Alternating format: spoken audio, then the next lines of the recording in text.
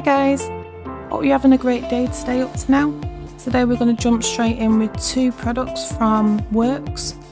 I use this brand quite a lot, and this is the circular saw that I'll be unboxing.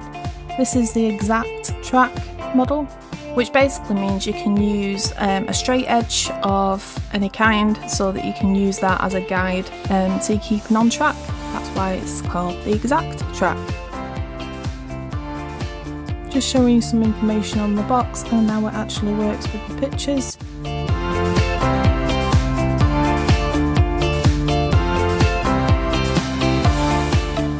In the box you get the blade, the battery, a really decent battery charger, a Hoover adapter and an Allen key to tighten it up.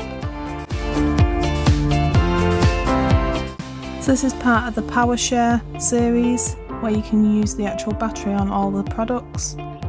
Like I said, there's a really decent Worx charger. I do have another charger which isn't as hefty as this. I'm not sure what the difference is in the actual charging power, but this one I use quite a lot because it doesn't fall over as easy. So that's the battery and the battery charger that you get in the box.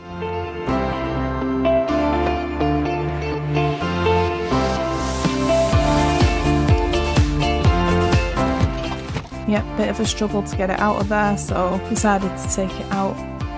There we go.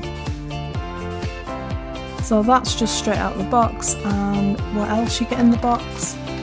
You get I think that was a little Hoover adapter, the blade itself, bit of a monster there. So the contents of the box, obviously the instructions are also in there. And I found this is a good way to actually stand this up, so on the edge, as long as you're not one to knock it off the edge. So moving on.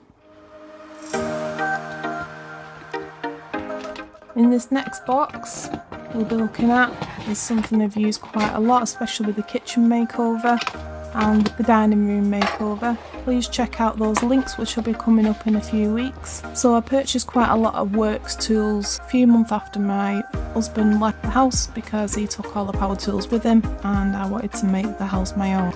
So today's just concentrating on unboxing. Over time I will be showing what I've done with these products, and then eventually I will actually show me using these products on a project that I'm going to be doing.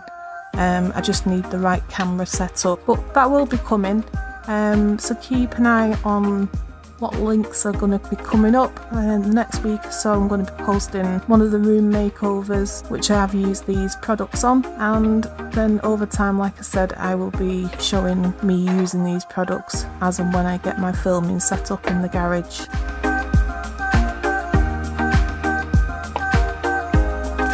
So in this box for the sander you get the instructions and a pack of pads for different attachments for the sander. Another decent battery charger.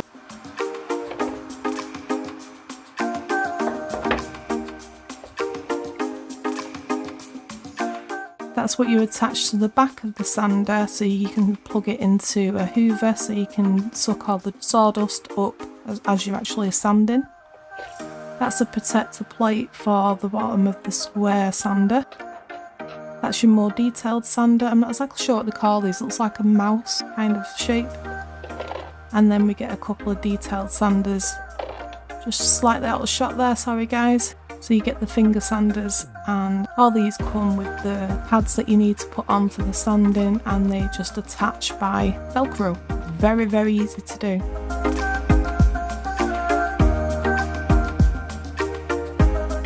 That's the little bag at the back that takes some of the sawdust away, but again, like I said before, you can attach the Hoover on there. You just pull that off. Just with this being new, I didn't know how to do it, so it basically just pulls off.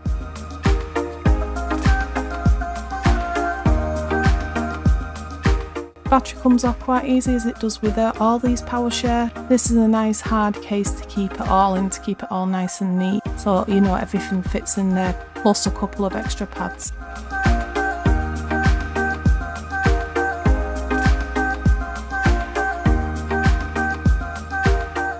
So as the sander's being worked, the sawdust goes up between them holes and goes into the local baggie at the back or down the hoover mount that you would attach to your hoover.